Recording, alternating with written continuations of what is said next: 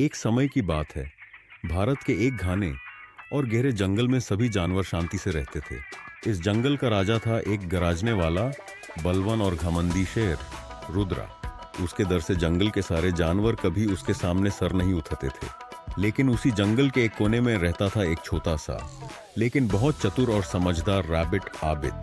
आबिद छोटा था पर उसका दिमाग किसी भी शर से तेज था। लेकिन एक दिन कुछ ऐसा हुआ जिसने रुद्रा और आबिद को एक ही रास्ते पर ले आया। एक गर्म दोपहर जब रुद्रा शिकार ढूंढने निकल रहा था तो उसने सुना कि जंगल के कुछ जानवर एक नई लके के पास जमा हो रहे हैं।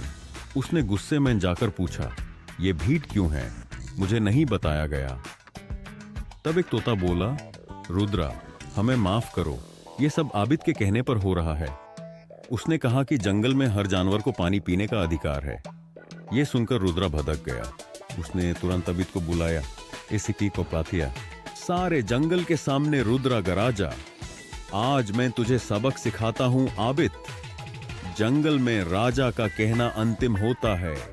उसने शांत स्वर में कहा, रुद्रा, आप जंगल के राजा हैं, लेकिन प्रजा के बिना राजा का क्या अर्थ? अगर आप सब पर दर का राज चलाना चाहते हैं तो एक दिन आप अकेले रह जाएंगे। सारा जंगल शांत हो गया। किसी ने कभी शेर को इस तरह से जवाब देते नहीं देखा था। रुद्रा ने गुस्से से आबिद की तरफ देखा, लेकिन फिर कुछ सोचकर उसका गुस्सा थोड़ा शांत हो गया। उसने पूछा, तो तुम्हें क्या लगता है मैं क्या करूं? उस दिन के बाद रुद्रा बदल गया।